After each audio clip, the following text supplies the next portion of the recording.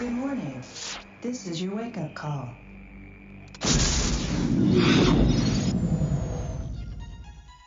The year is 2021. It is no longer safe to transmit information. Phones, computers, and satellites are all vulnerable. But there is a solution. Your storage capacity? I can carry nearly 80 gigs of data in my head. Input the data into the brain of a human courier, like Johnny Mnemonic. Hit me.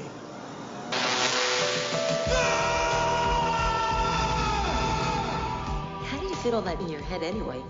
I had to dump a chunk of long-term memory. You had to dump a chunk of what? My childhood. What are you doing? Making a long-distance phone call. I've got the goods, Ralphie. Now I just want to get them out of my head. Now, in a future... We locked on him. Where those who control the information control the world. I've been charged with recovering the head of the mnemonic courier. Everyone wants what is stored in Johnny's head. Double cheese anchovies? Riley! They were waiting for me, Ralphie. Time is running out. I'm a dead man if I don't get this out of my head. If I can get it out. How? A cranial drill and a pair of forceps. For the future's most wanted fugitive.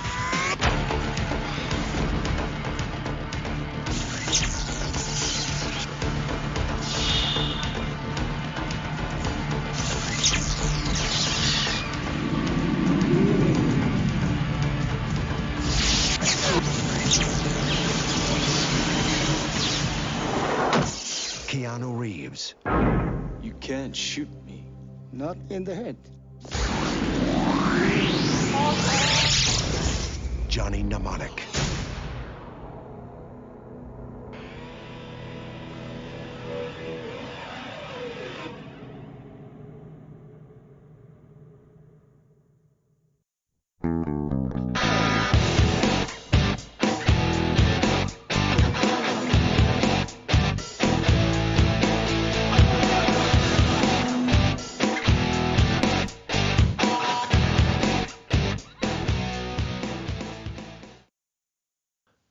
Welcome to They Call This a Movie, testing the strength of friendships one terrible movie at a time. Subscribe to the podcast on iTunes and other podcast services by searching They Call This a Movie. We are part of the Main Damie Network, and to find more from us, check out the website at themaindamie.com or on Twitter, Facebook, and Instagram at The Main Damie. We're also now a proud member of Geek Vibes Nation. You can find them at gbnation.com. Welcome back to They Call This a Movie. This is Anthony Delvecchio, and with me as always is Dan Aquino and Mark Meyer. Say hello, gentlemen. Hey, how's it going, everybody? Hello. So we've chosen two movies back-to-back here, if my timing is correct, that are way too close to what's going on Yes. in our real life. Yes, well, very I was going to much so. say, if another worldwide plague hits after this releases, we need to stop doing this podcast immediately.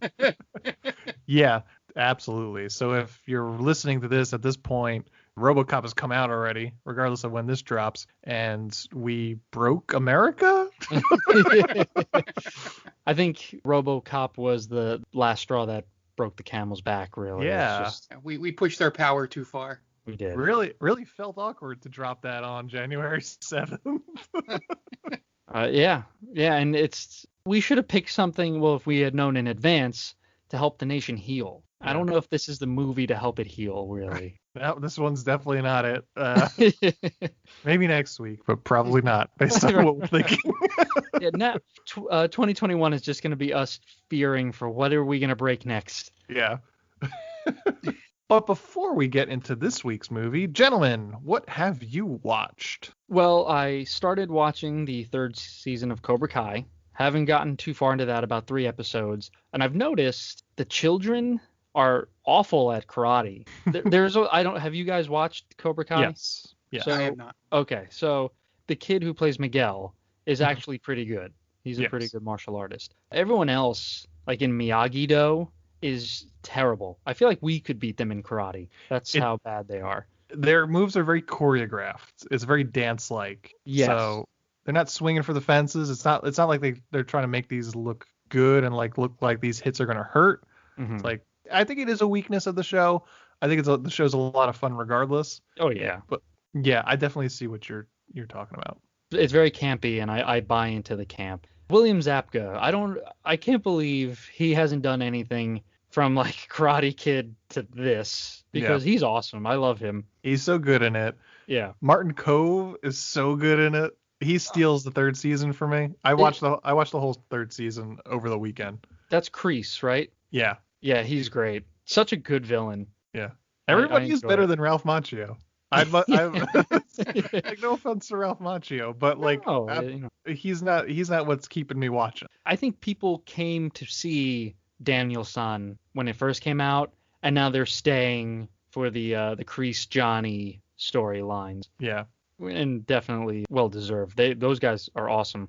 So I watched that. I watched this show called The Truth Seekers on Amazon. I don't know if you gentlemen have ever seen that. Nope. That's Simon Pegg and Nick Frost. Okay. It's basically paranormal investigators. Solid show. And after watching this movie, I thought to myself, this seems like it wants to be Big Trouble in Little China. So I watched Big Trouble in Little China. Yeah, parts of it are definitely, especially the Yakuza type of storyline. Like, yeah, this is kind of Big Trouble in Little China-ish. It's not 100%, but I had that vibe from it. So that's essentially all I've watched. Okay. What about you, Mark? Nothing in the sense of traditional movies and all this week. Stuff-wise, it was the speed run thing, the awesome games done quick, so that's been on my TV while I've been on vacation, just playing through. And then also I've been writing a lot for Stranger Damies, so, I haven't really been able to sit down outside of watching this movie to do anything besides that. But yeah, just watch some really funny things occur in terms of the games done quick, which is always fun if you're, I know so often I bring up video games here and you're like, wrong podcast, but truly it is the only thing I've been watching this week. It's been pretty interesting, but most of my effort going towards the other podcast we have that comes out before this. So hopefully it was worth it this week while I was on vacation to concentrate on that.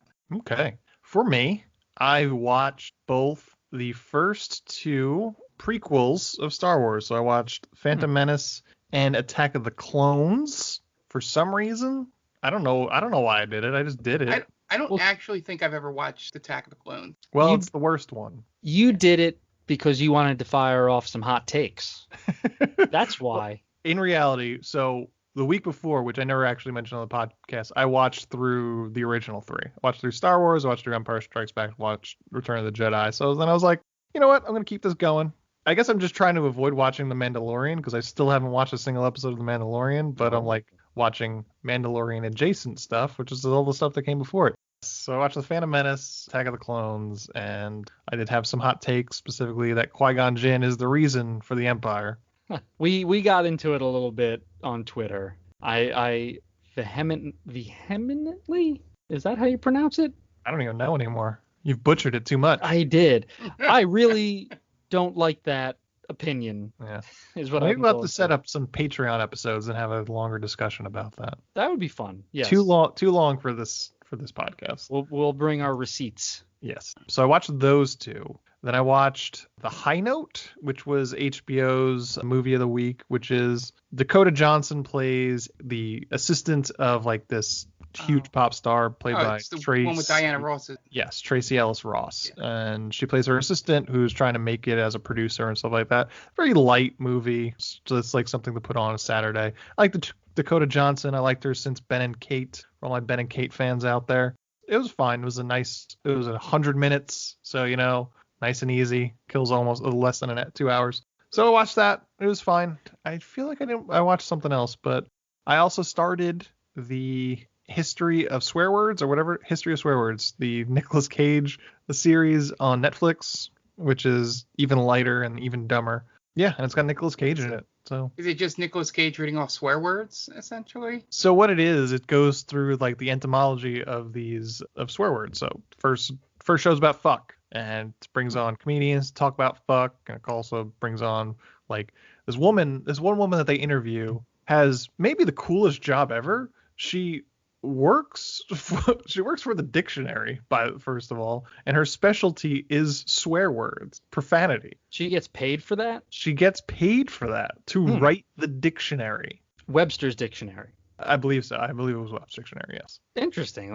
I mean, You would think there's not much job security there. I don't know, but she specializes in profanity. That's great. So yeah, she gets to Street kind of job. walk around just saying fuck and all those things. Yeah. Wow. So I think we watched like 3 episodes yesterday. They're like half-hour episodes. It's kind of mindless. If you're interested. I feel like we could just get rid of her job. I feel like once you do it, it's done, right? Yeah. But who did she con and how did she do it to stay in that job for 30 plus years or however long? She seemed pretty young, so maybe she hasn't had it very long. But I mean, like, language is always evolving, man. God damn. What was her official title? Swear word curator? What is she? Man, that's what I'd probably put that on my business card. That's what I would say. I'm a curator of profanities. I don't get it. Whatever. Good for her. That led to a question on there, which was interesting. What your favorite swear word is? Ooh. I think a lot of people always lean toward the F word, right? That'd be fuck, right? Yeah, it has so much versatility in it. Yeah, and that is one thing that they talk about during that episode. It is the versatility of fuck. Right. It's a noun. Yeah. It's a verb. Yeah. Then they had like Sarah Silverman on. They had Jim Jeffries talking about it. Nikki Glazer, I think. Like a whole bunch of comedians. Nikki Glazer. So she was probably talking about some pretty risque stuff, I'm assuming. Yeah. I mean, she was on there. She was on there for like the bitch episode. And okay. So we watched fuck, watched bitch, and shit. Why is Nicolas Cage doing this? I don't know. He's the comedians. He's like the presenter, like the Rod Serling of it, if you will. He's got to pay off that pyramid still. Yeah. They can't touch the pyramid, man. Yeah. IRS can't come for your headstone. We've talked about this on the podcast. That's the one IRS thing you get to cannot keep. touch your grave. Well, I got to check that out because that does sound interesting. Sounds like there's some pretty cool people on there. Yeah, very light. Don't watch with your parents kind of thing. Yeah. Yes. Understood. And I think that's all. Yeah, that was quick. But I did watch a few movies this week, so that's fun. And I did watch Cobra Kai Season 3. I watched the whole thing. And I think that's it. So before we get into this week's movie, we're going to take a quick break and listen to some ads. So we will be right back. And welcome back. And now it's time to get into our movie of the week. This week it was Mark's pick. So Mark is the one that subjected us to this. Mark, you want to introduce this week's movie? Yes, I chose Johnny Mnemonic. Basically, it's a movie I saw when it first came out, so I've been interested to go back and revisit it since I've seen more cyberpunk-type movies and video games and things, just to see how much either the creators took from it or just trying to remember how much it was close to Blade Runner and stuff like that. And it also coincided with me finishing the video game Cyberpunk 2077 with one Keanu Reeves, who's also in this movie. He's gotten better as an actor.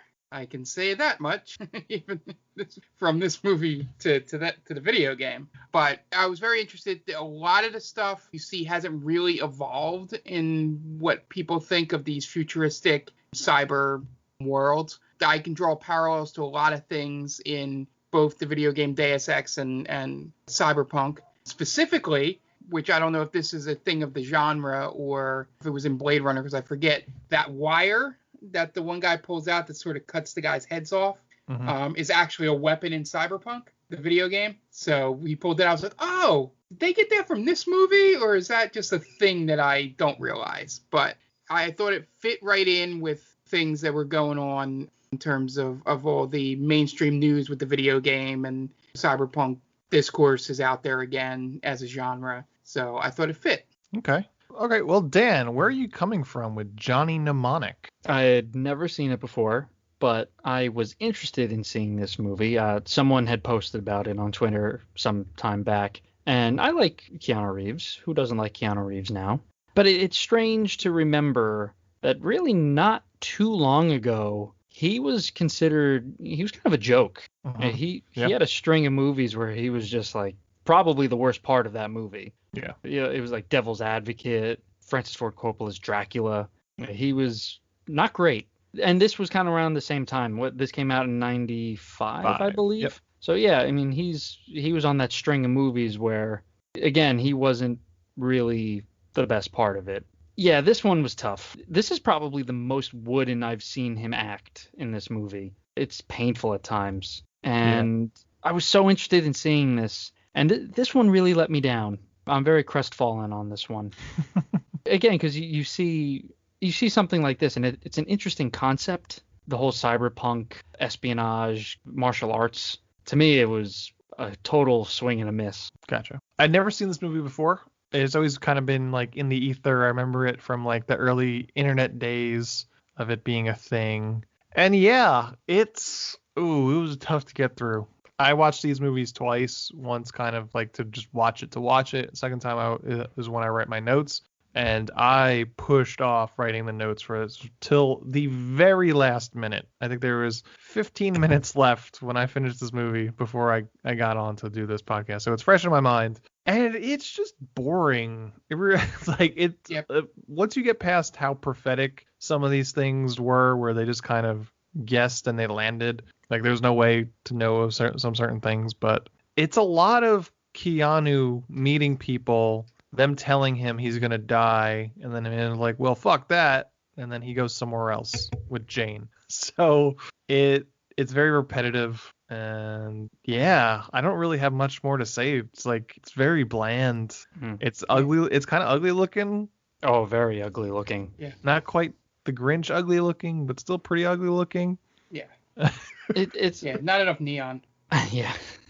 I watched this movie twice as well. The first time I watched it, I was kind of tired, and this movie definitely didn't help that. It didn't pull me in. So I thought, you know what, I was probably in the wrong headspace watching it the first time. I'll give it another go, and this time I'm fully awake. And again, I saw myself, like my eyes were getting heavy. Like, oh man, that's not a good sign. I'm wide awake now, and then all of a sudden, Johnny Mnemonic. It's like Quaaludes. Yeah, it's kind of like a less fun Tank Girl, like in terms of the aesthetic. Yeah. Okay. Yeah. Yeah. That's very true. Yeah. The only thing that made me chuckle a little bit throughout it is just remembering all the people that were in this movie. Like out of nowhere, Ice-T shows up. I think he was in Tank Girl too, wasn't he? Yeah. I think he might have been. He's a kangaroo man.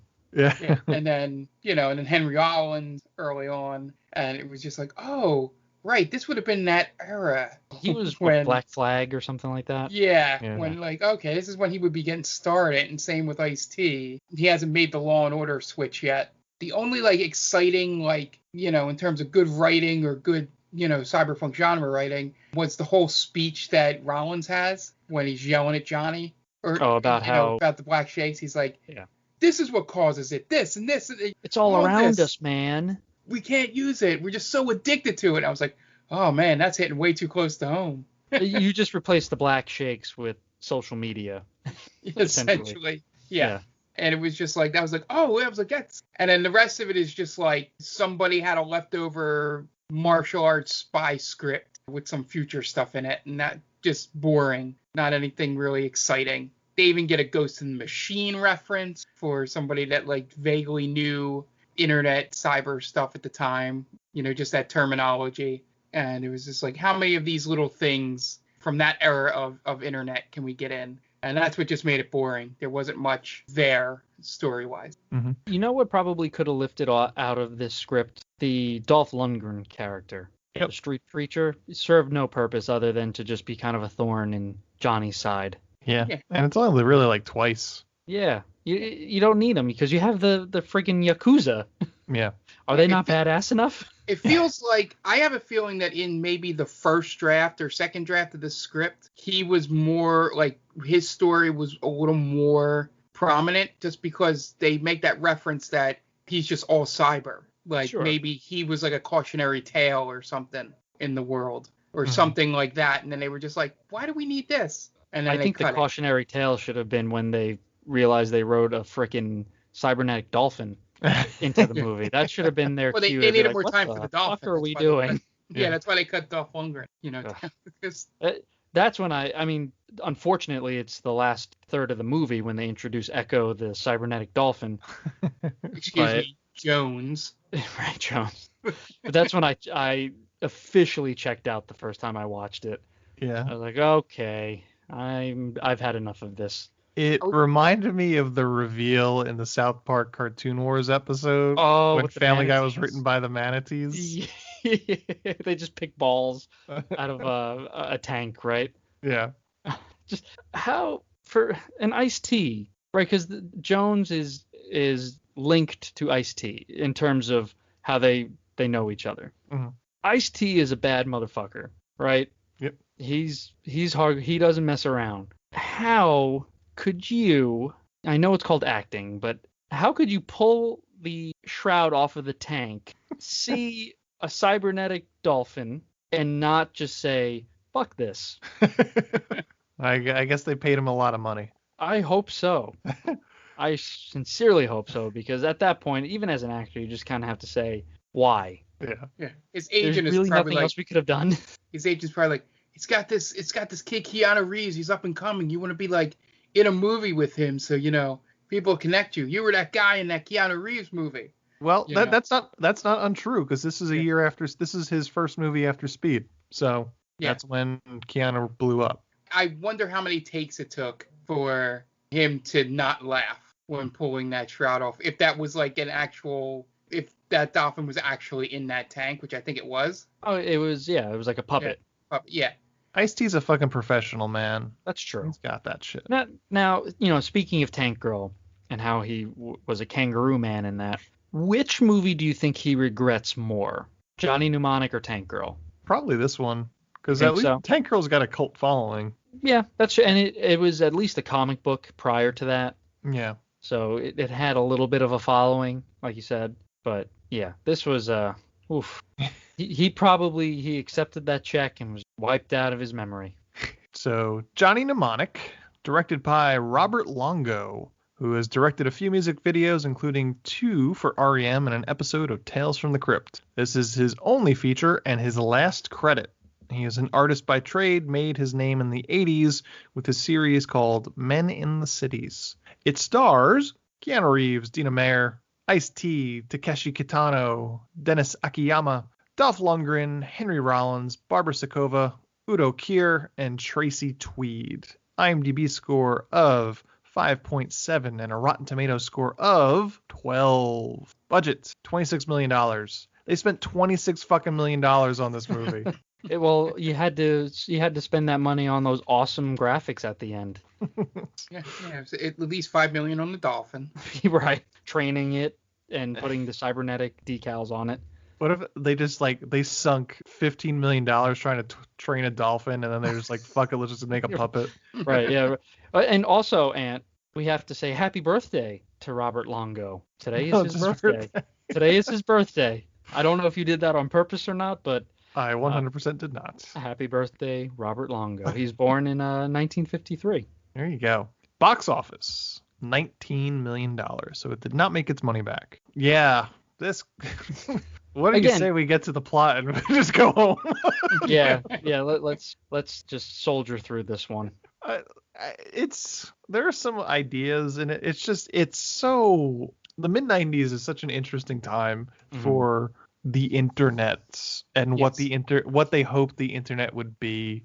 Or thought it would be. And just so many movies just don't hold up. And there are things, again, the first 5, the title crawl at the beginning of this movie is 100% the world we're living in right now. Yeah. But everything else is just so Lawnmower Man-y. Yeah, that's a good point. I thought, especially the end when Johnny goes into he goes into the internet. The internet. So he hacks his brain, hacks his own brain. So that was. I just had flashbacks of Lawnmower Man. Lawnmower Man had better graphics than this, but not by much. All right, let's get into the plot. Dan, what do you got for us? All right, so just want to give a quick shout out to our good friend Tia and rep her podcast, The Top 10 with Tia. It's a weekly podcast where Tia and her friends get together. They recite their top 10 lists of the week. So it's every Sunday.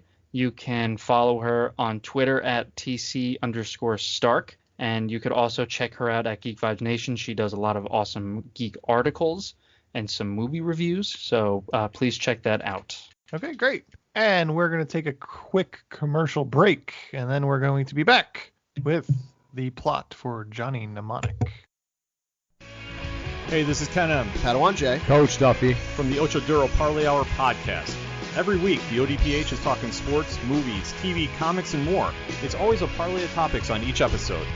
You can find the ODPH on Apple Podcasts, Google Podcasts, iHeartRadio, Spotify, Stitcher, Podbean, and wherever you find great podcasts, such as the one you're listening to right now. Don't forget to check out OchoDuroParlayHour.com, where you can find the links to all of the ODPH social media accounts, links to the bands whose music you hear each week on the show, hashtag 607 podcast info, and parlay points, our companion blog section of the show. Thanks for listening to the ODPH. Now get back to your regularly scheduled podcast. Welcome, travelers. Seems like you're looking for a story. Well, I got one for you. It involves adventure, friendship, and all sorts of... Earl, why don't you tell him about that time I stole that big-ass melon? Yeah, I was going for more... Or you could tell him about the time I kicked her ass, Earl. I wouldn't ever tell him. Do I need to get my ref gear on? Okay, everyone, shut up. Now come with me as I tell you a story from afar. Hey everybody, my name's David. I'm the DM for From Afar Podcast. From Afar Podcast is all about four friends separated by distance, but brought together by adventure. Hope you all stop by and give us a listen. Thanks. And welcome back, and now it's time to get into the plot for Johnny Mnemonic. We open on a title crawl, and guess what? It's 2021 and corporations rule. And oh yeah, there's a virus. Take that, Simpsons. It always strikes me as odd when someone is like so spot on. Part of me wants to think maybe there is some sort of time travel that's going on. If there was time travel and they went back in time to write Johnny Mnemonic, that'd be disappointing. What a waste. You get one shot at time travel, and this is what you bring out of it. Yeah. Resistance movement is happening online, and in response, corporations have hired the Yakuza as protection. And there are agents that smuggle information in their brains, known as mnemonic agents. Then we get some sweet VR that signifies Internet 2021. Basically a bunch of electrical synapses going through a mainframe until we pull out on a digital alarm clock. We see Keanu Reeves wakes up in a hotel room as a beautiful woman gets dressed and leaves. Johnny seems to be a blank slate, but that could just be Keanu Reeves. Doesn't even know where he comes from. Yeah, that's what I meant earlier when I said this might be the most wooden he's ever acted. Yeah. He seems so uninterested in this scene. Mm. Yeah. Where are you from? Would you believe me if I told you I don't know? Oh, great line read. I'm imagining that the director's notes was, all right, Johnny has information put into his brain and he had to take out his memory to be able to do it. How would that character act? He said action, and then Keanu did that, and he was like, I guess we'll go with it. I don't know. Well, again, Robert Longo is not a director by trade, so Yeah. It's entirely possible he had no idea what the fuck he was doing on set. Yeah. The girl leaves, and Johnny uses a video phone to call a guy named Ralphie about a procedure. Johnny wants a full restoration. He's trying to get out of the mnemonic game, essentially. Ralphie has one last job for Johnny in central Beijing, and then he could go and get that procedure done. And this job is a big one. It's always the final job. Yeah. One That last last job. score. One last score, baby. That Johnny Mnemonic had one score until retirement. So we cut to there are protests going on. And oh good, everyone is wearing N95s. Johnny hits up an upscale hotel and jacks into his brain to double his brain data capacity. So now he's up to 160 gigabytes. Oh, so he can almost have Call of Duty in his brain. Right. Well, with all the updates, he's going to be lagging really badly. He's got to have the hard copy version. Yeah. So he heads up the elevator. Johnny arrives at the hotel room to a bunch of very nervous guys with guns. He introduces himself as Mr. Smith. Look at that, Matrix. His contacts are obviously first-timers, and they are apparently some sort of scientists. They tell him their data is 320 gigabytes, which exceeds his capacity. This can cause data corruption and his death. Johnny says not to worry about it, and they go about downloading the info to Johnny's brain. Johnny gives them some instructions on how to assure that the right people on the other end are going to get this info. It involves a series of pictures that they will download and fax over to the other people. Johnny's not supposed to know about it. Meanwhile, a team of hitmen head up the elevator. The download starts, and Johnny starts getting all that info into his brain, and he more or less has a seizure in the process. And it finishes, and the scientists destroy the original copies by burning them and destroying any discs and all that kind of stuff. Johnny excuses himself to the bathroom where he has some side effects of the process, especially because he's overloaded with information. He's training for the Matrix in this scene. Pretty much, yeah. It seemed like the test run for the Matrix, really. This is what that movie. Do you think the Wachowskis saw that scene of him doing, the breathing and the Tai Chi movements? Entirely possible that they saw this movie and they're like, let's rip off whatever they wound up ripping off for the Matrix. And they wanted that guy to be the man. Kudos. It worked. So while he's in the bathroom, the hitmen burst into the hotel room and start mowing down all the scientists. Meanwhile, Johnny hides in the bathroom. One of the goons goes to check out the bathroom and Johnny throws him through the glass shower door. And then Johnny fights off some of the guys, eventually escaping the hotel room with some goons in pursuit. The goons kill all but one of the scientists, but chop off his arm with some crazy electric garrote wire. And this is Shinji, right? That's the guy's name? Yeah, with the bad guy? Shinji. Yeah. That is correct. Yeah. Shinji's got that garrote wire. So he keeps the one scientist alive enough for that guy to squeal that Johnny is going to Newark to meet up with their contact. Johnny manages to escape with a disguise and arrives in the free city of Newark. Beautiful downtown Newark. Yeah. Gorgeous place. Yeah. They got it just right. I was happy, we were joking around how the Wachowskis ripped off of some other movie in this. I'm glad that they didn't rip off the action from Johnny Mnemonic. It is so bland. It's very generic. It's very bad. Yeah, the bathroom scene, he half-heartedly throws guys around and he's making quips while he does it. Mm-hmm. Again, mid-90s. So if you didn't take down a bad guy and have a quip ready, did you really take down the bad guy? Right. And I love his disguise is probably the worst hitman disguise ever. It's a little problematic. It looks like a Borat disguise, right? Yeah. It's a little strange, yeah.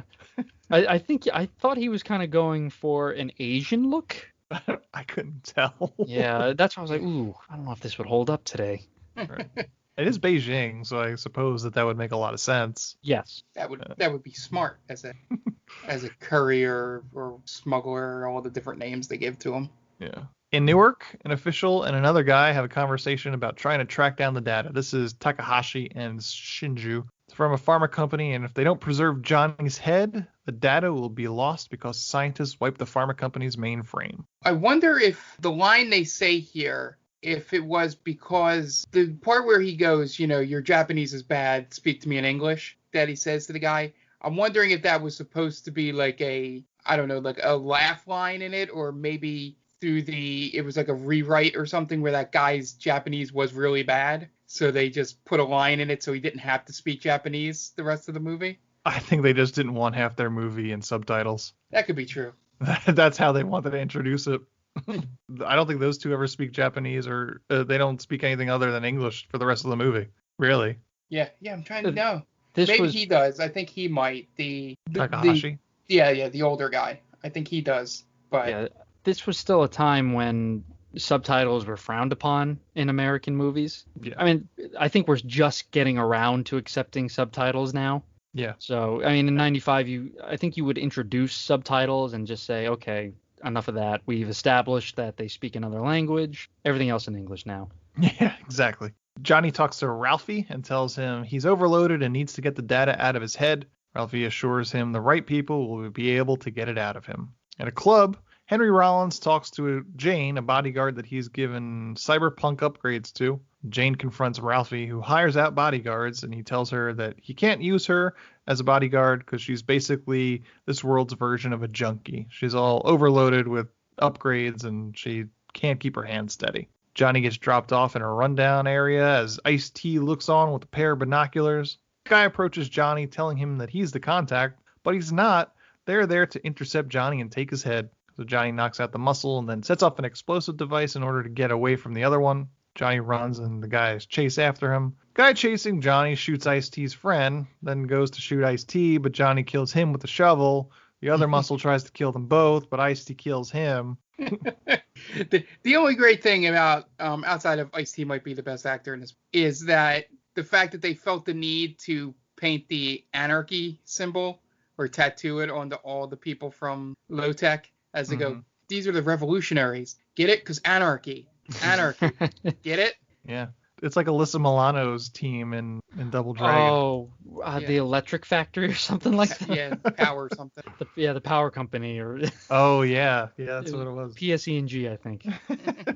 Ice-T introduces himself as J-Bone and says he runs Heaven. Then we cut to Johnny finding Ralphie at the club and threatening him with a gun. Ralphie says that it seems like there's been something fishy going on with the drop, like something went wrong, and then Johnny gets knocked out by one of Ralphie's bodyguards. Then Jane sees Ralphie and his bodyguards carrying a knocked out Johnny through the club, so she follows. Johnny wakes up in a back room and Ralphie sold him out to the Yakuza because Shinji is there. Johnny tries to compromise with Shinji, the Yakuza operative, but he tells him he's under orders to take his head. Shinji is about to operate. Jane crashes through the ceiling to interrupt, but she fights off some of the bodyguards. Ralphie offers her a day's pay to just move on, but Johnny offers her $20K. She ups it to $50K, he agrees, and they run. And Shinji kills Ralphie with that garrote thing, then chases after Jane and Johnny. That's pretty bad negotiating on Keanu Reeves' character. I'll give you 20. 50. Sold. I don't think he felt like there was enough time to say 30. Yeah, right. 25. 35, that's my final offer. 27.5. You're right. It was just like Shinji's just waiting. Like, We have all day here. Jane and Johnny run through the alleys, eventually making it to J-Bones. So many fucking J's in this movie. Man. Making it to J-Bones, who has an army that protect them and lets them into his hideout, which winds up being in the sewers. Jane decides to stick with Johnny in order to get paid, and he tells her why people are after him, and then he has a seizure. Meanwhile, Takahashi gets some sort of message from a computer woman face telling him that Shinji is planning to kill him, and then that the courier, Johnny, holds info that could be a new purpose in life. Johnny and Jane move through the sewers, and Johnny talks about how he can't remember his childhood, and he needs a computer in order to dump the data that's going to make his brain explode, essentially. Doesn't he yell at this point at Jane and go, "Do you have parents?" Oh, yeah, it's just like a that. huge screaming match. Yeah. because Jane is pretty much she's like an echo in this scene. Anytime Johnny says something, she has to repeat it back with a question. Oh my God, shut up, lady. Just like we said with this being boring, I, would check out every so often for like 30 seconds or so. And I just remember during this scene being brought back when he yells, "Do you have parents?" Right. Like I he think doesn't Jane realize asks, how people are made. Yeah. I think because Jane asks if he has parents. Oh, Like, okay. do you have parents? It's basically just I'm rubber, you're and glue kind of thing. They're just acting like children. Got it. They make it to some office that just so happens to have a bunch of equipment for him to jack into the computer system, and he gets online. We get some really stupid-looking VR scene as Johnny has to do so much work just to make a phone call. He's able to tap into the Beijing hotel and to check the records of charges for faxes in order to track down to where the info was sent. Finds out it was a copy shop in Newark. He tracks it all the way to a Dr. Allcom. Tries to get in touch with a guy named Strike that controls a board on the internet. Meanwhile, the Yakuza are tracking him and manage to find him, put a virus on him, and Strike's bored. And Johnny sees the woman's face that Takahashi was talking to, and she tells him the Yakuza are coming. They escape just before the Yakuza could get to them. So Shinji has to tell Takahashi, and Takahashi calls a bounty hunter by the name of the Preacher to hunt down Johnny. I Played love by how Dolph you're Lundgren. telling this. It's like you're trying to piece it together yourself. Yes. So then Takahashi is talking to Shinji, but Shinji is talking to the Spider, and something else is going on with Johnny now, and there's a lot of threads here. Yeah, definitely. And this is where Dolph Lundgren gets introduced as the Preacher. Johnny uses a futuristic payphone and hacks into the security to call the pharma company to get the data out of his head. He arranges a meeting, and Jane is worried because she thinks they're going to kill him, so she plans to put him in touch with a guy named Spider. Then she has some sort of violent convulsions because she has the Black Shakes, which is a pretty cool name for a disease, which is the virus. It sounds like a dance in the 50s, right? The Black Shakes, yep. Yeah. It's like the new Chuck Berry song. Yeah. It sounds like something that you would say that someone's having withdrawals.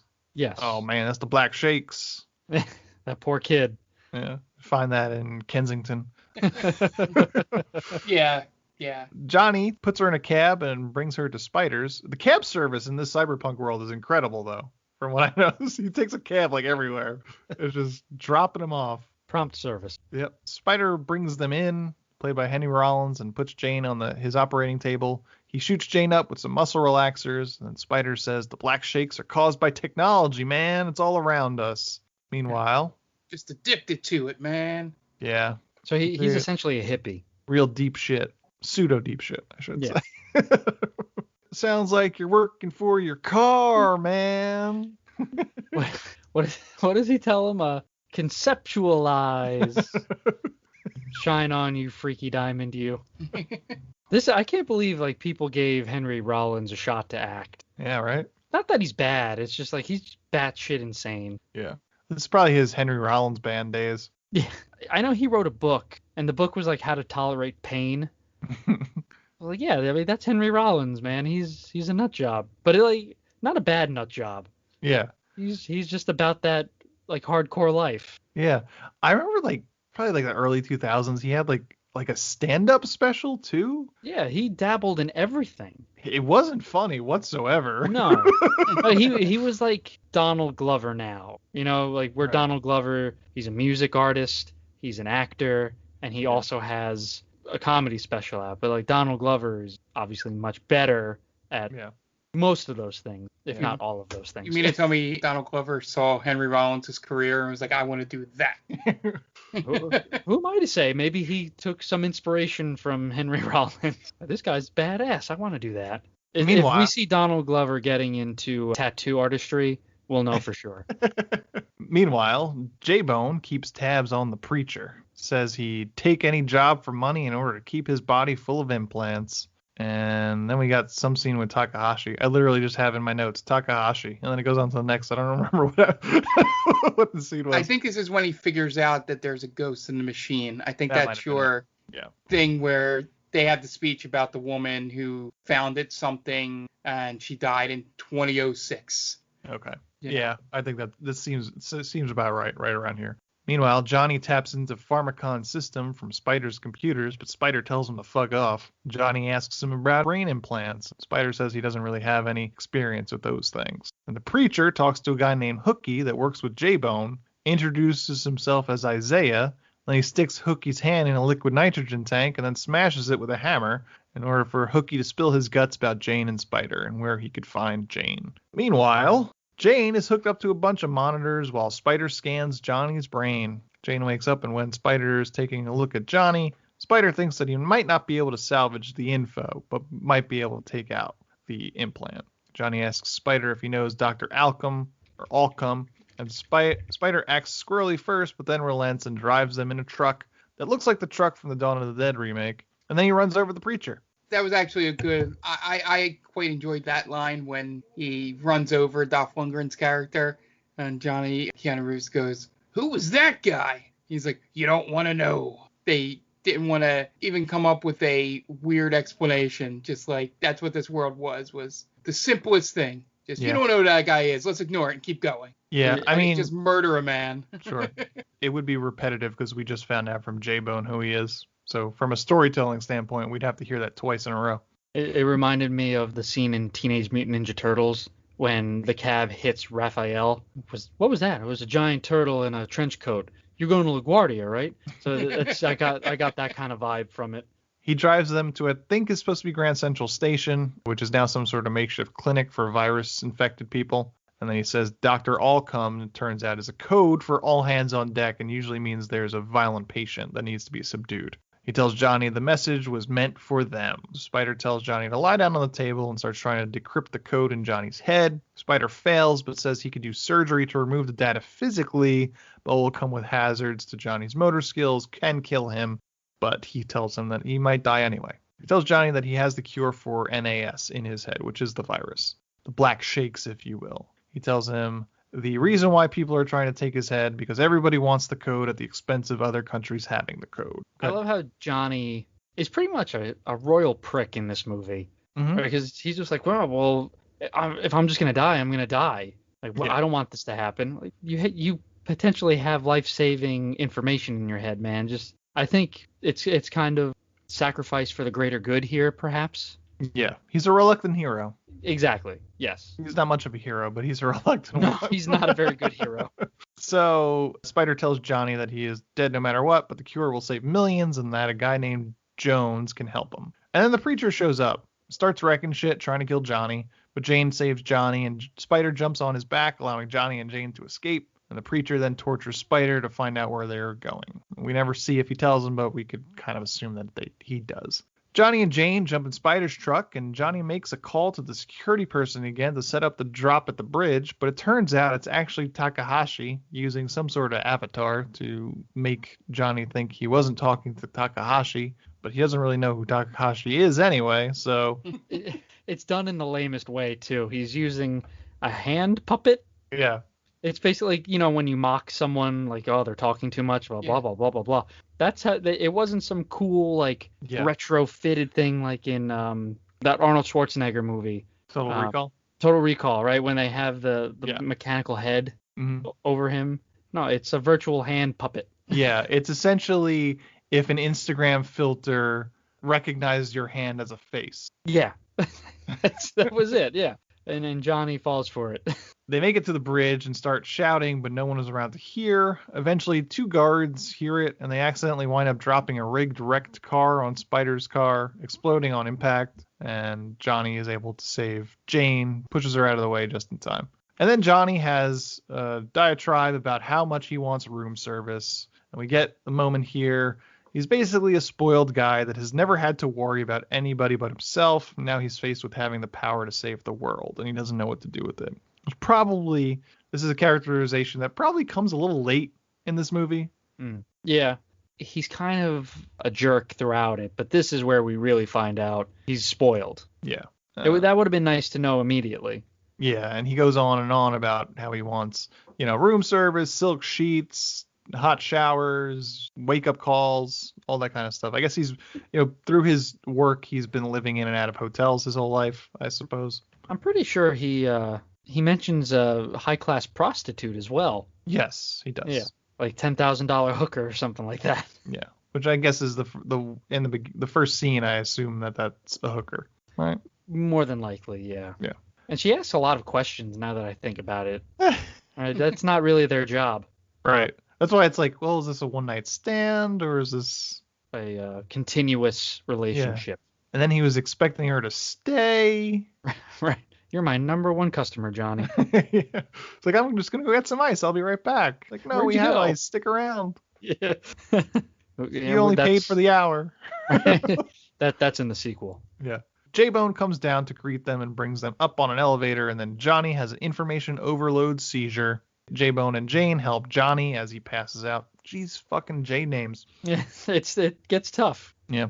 Meanwhile, Takahashi loads a gun and he's prepared to meet Johnny at the bridge. Johnny almost has visions of his past, and then he and Jane make out. But then J-Bone interrupts them, telling him it's time to meet Jones. J-Bone shows Johnny the hacking system that his hideout has that uses TV frequencies to get their message out. And then he introduced to Jones, who is a dolphin. Jones has been engineered to scan for enemy submarines, and they've kind of retrofitted him to send out these signals. I don't really 100% understand how they're using Jones.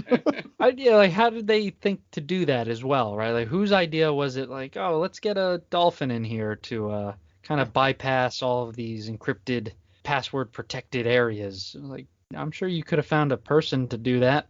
It's pretty stupid. Yeah. This wasn't just any dolphin, Dan. Jones was in the Navy. Oh, that's right. He's a war hero. He's a war hero. I was going to say, he's a serviceman. He Purple Heart and all that. Does this count as animal cruelty? It has to. I mean, yeah, probably. They keep him in a fish tank. He's not doing much moving. Right. He's probably like 30% dolphin at this point, though. Like the same percentage of tuna cans. Right. They literally could have come up with any other explanation. You could have had like a Cerebro type of machine or like a Zordon type of thing going on here, like just a face in the ether who can actually communicate with the other characters. But no, someone threw dolphin out there and everyone else agreed. That's what we're going with. Somebody probably read a story about the U.S. military like using dolphins or something to track for landmines or something like that. And it was like, well, what if they were cyber dolphins? And instead of hunting for mines, they help you crack encrypted data. And underwater dolphins are so smart, man. It's just, I think they could have cut, and it could have been any type of animal, really. I get dolphins are smart, but like, why not a chimp? Right, that makes a little more sense, right? Hacking away at the computer. Right, a room full of chimps. Right, full of chimps. Right, yeah, you just have a smart chimpanzee just clicking away like it's not working. T-Bone, or J-Bone, it's not working. We can't get past the firewall. Yeah. Of course, those dolphins probably trained to find underwater mines. Landmines would be useless. Yeah, that would be tough. We need you to find this. I was hoping I would slide by. Thought we wouldn't notice, but we did. We all understand what you were going for, but that's like the image of dolphins flopping around trying to find landmines in the Middle East, just exploding. Like, all right, found one. Get the other dolphin in here. Why am I laughing at that? That's terrible. Well, because that's not. I wouldn't put that past our military. That's why. Just launching them from a giant catapult. Yeah. Well, best of luck, Roxanne. I don't know if anyone's gonna get that reference. Is it a Zeus and Roxanne? Zeus and Roxanne, yeah. I think Roxanne was the dolphin. I think, and Zeus was the dog. That just makes sense, right? Who names a dolphin Zeus? Yeah.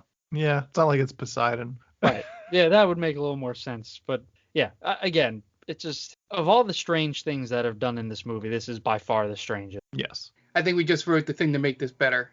Is a room full of chimps. Oh, I thought you were going to say launching dolphins from catapults. To try and find landmines. I was bringing the podcast back to before my mistake. I could see like generals with a battleship type of map.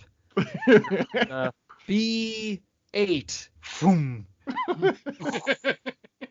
All right, we got one. And then Takahashi arrives with an arsenal and men. J-Bone's plan is to hook Johnny up to an experimental system that will feed his brain codes in order to crack the download codes. They hook Johnny up and they try to break into his brain with the help of Jones or something. I don't know.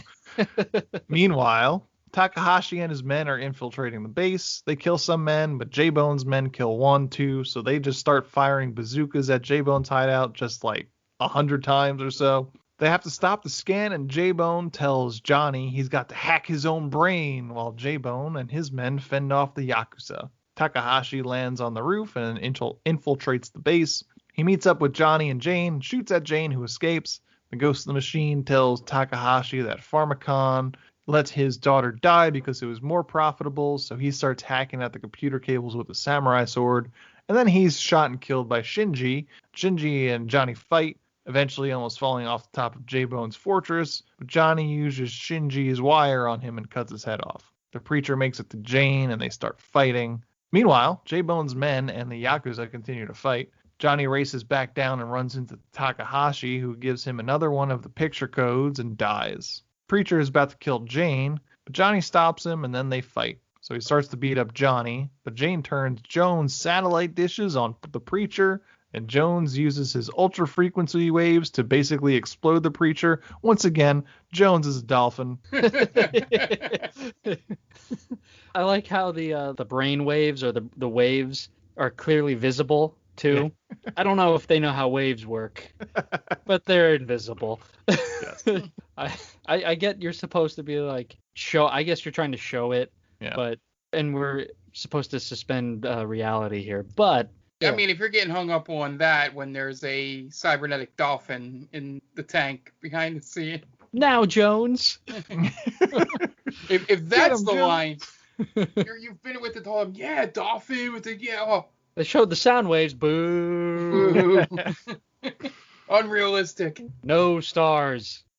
It's like when people watch Star Wars. Like it's like when Neil deGrasse Tyson watches Star Wars and he's like, well, that explosion wouldn't make noise in space. Right, like, right. Fuck you, man. Space is a vacuum. It's like space wizards. Yeah, right. They're also they can send their doppelganger through different worlds and stuff like that. Let's try to suspend reality a little bit. The Yakuza defeated, J-Bone turns the system back on. The woman in the computer tells Johnny to find the last image, and then they sit Johnny back down in the chair to find the last of the code. J-Bone sends a message across the airwaves, and then they send Johnny into the internet with some amazing graphics. Like some reboot shit, man. I think this is what they teach like beginners now for computer graphics. Yeah. That's essentially what this scene is. Yeah, I loved Ice-T's line in this, where he goes, "Don't worry, that was the double." Oh my God, Johnny, no, don't worry. That's like some MTV 1980s bullshit. Oh yeah, this totally looks like I Want My MTV music video. It's like Devo. Yeah. So Johnny's in the internet, and I don't even know what the fuck is happening in this scene. Johnny hacks his brain, I suppose, and then Jones comes to help him out. Once again, Jones is a dolphin. He's a special dolphin, man. And he successfully finds the final image, which is the woman in the computer. So everything starts to get downloaded, and the cure gets broadcast around the world, and they unlock Johnny's memories. And surprise, surprise, the woman in the computer was his mom the whole time. Then Johnny unhooks and collapses, but then he's fine and he hugs Jane. And J-Bone looks out on the skyline and sees the Pharmacom headquarters set ablaze. And there's a fake out of the preacher coming back to life, but he's dead. And then Johnny and Jane look out onto the skyline, and it was completely ripped off for Fight Club. Yeah, 100%. That's what Jen said. Like, oh, so it's Fight Club. And then that's the end of Johnny Mnemonic. It's a big dumb movie. I was waiting for you to say Johnny and Jane look out into the poorly put green screen effect. It is a big dumb movie. It's boring as sin. Yeah. I was waiting for the comedy effect of while they're looking out into the town, Jones splashes them with water. Jones. That's our Jones.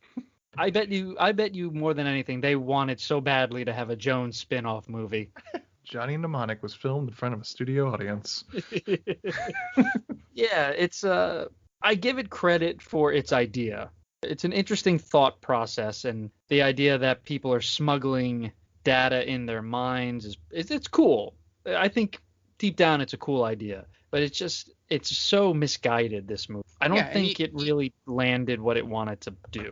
Mm-hmm. Yeah, and even taking it a step further from what you were saying, Dan, and also the idea that the data in his head is the cure for a disease is good. It's not like some trade secrets or a way to make money. It's a very white hat, black hat sort of hacking. Mm-hmm. I was hoping that someone at one point in the movie would say something about a black hat. Yeah, it's very much that.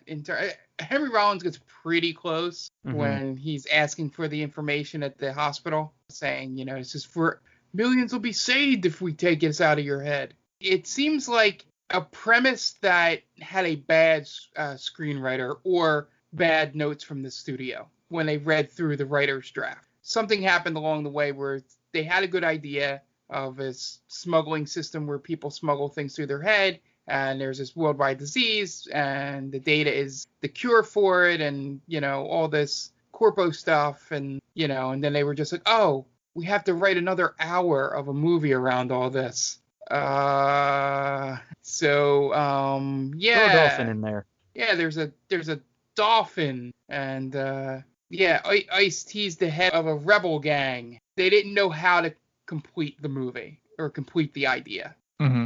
Yeah. I don't really know what much to say about this movie. It suffers from the fact that we watched RoboCop last week, and that movie just does everything so much better. The worlds that they build are trying to be similar, but RoboCop does it in such a better way and in such a more entertaining way. I think that's really what Johnny Mnemonic suffers from. It's just not entertaining at all. Yeah.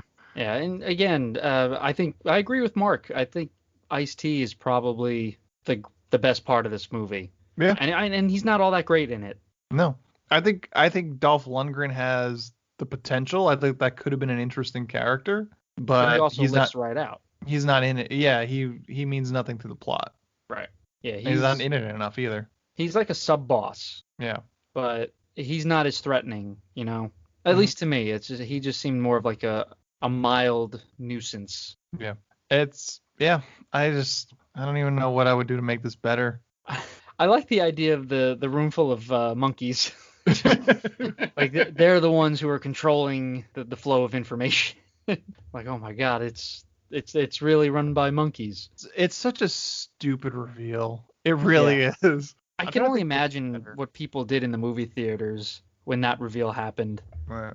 Did they realize they had been conned out of their money? Yeah. Like, oh god, they got us. And Jones doesn't really come into it as a name that you need to know until 3/4 of the way into the movie too. Like Right. they treat it like it's this big reveal, like the third man. They do that, like Harry Lime in the Third Man is like this. Everybody talks about Harry Lime through the first and second act, and then he's finally revealed as who is Orson Welles in like the end of the second act, and it's like that's like the best way that someone's ever really done that kind of reveal. Right. And they treat it like that sort of reveal, but it's like we learned the name Jones 2 scenes prior. Yeah. Like it should have been set up in the beginning. It was like, oh, Jones, you got to see Jones, man. Yeah, there's only one way to get this out, and it's to see Jones. It's almost like going to the Wizard of Oz, you know. Right. Yes. The Wizard of Oz can get you home. Yes. That should have been established immediately. Not, oh, maybe we could pull it out this way, or maybe we could get it out this way. I mean, I like the idea that the seepage, that's cool. Like, you got to get this stuff out of you or you're dead. But, yeah, to have all these pit stops along the way that really amount to nothing, it's just a drag. Mm-hmm. It's a movie that has interesting ideas, but it's just poorly executed. It's really what it comes down to. It's the technobabble, I think. Yeah. There's a lot of technobabble. It's like Star Trek. Like they're talking about how they have to fix the phase-on crystals and all that. And you're like, well, no one knows what the fuck you're talking about. And the same thing here. No one knows what you're really talking about. It's 1995. No one gets the internet just yet. So they're just kind of making it up as they go along. Yeah.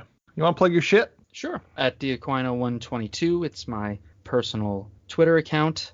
And follow Stranger Damies at Stranger Damies. I almost said at strangerdamies.com, but that wouldn't make sense. At Stranger Damies on Twitter and Instagram. And that's it. Yeah, so and then Stranger Damies, our D&D podcast, as Dan mentions, airs every Wednesday. We're in a little bit of a hiatus. We should be coming out of it soon. By the time this episode airs, going to be getting pretty close, so just keep an eye on the Twitter for an exact date on all of that. We are switching to doing some live streaming, so that leads me right into you'll be able to watch that on twitch.tv/GameVaultPod. The Game Vault Podcast is our gaming podcast. It airs every other Monday. And then we stream 4 nights a week, Wednesday, Thursday, and then either Friday, Saturday, and then Sunday and Monday.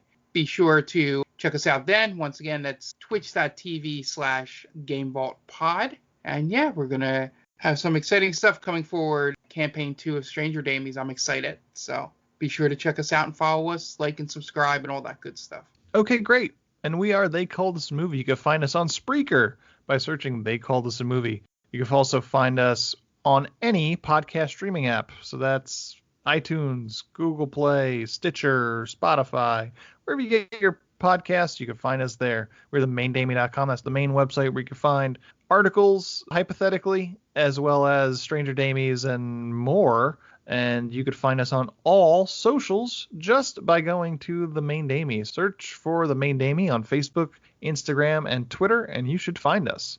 And we are also a proud member of Geek Vibes Nation. You can find that at gvnation.com and on all socials and podcast streaming apps just by searching for Geek Vibes Nation. Tons of great shows on there, tons of great people. They got articles, they've got reviews, we got interviews, Top 10 with Tia, Gutting the Sacred Cow, Kind of Nerdy Girls, Scene and Nerd, Nick's Show, I don't know the name of it, but it's there. Geek Vibes Live, Dan's done a bunch of those shows. A bunch of great shows. If you're into geek stuff, there is surely a show for you. And that's going to wrap it up this week. This has been Johnny Mnemonic, and the director of Johnny Mnemonic is Robert Longo. So, for Dan Aquino and Mark Myers, this is Anthony Del Vecchio telling Robert Longo, well, you certainly made a movie, didn't you?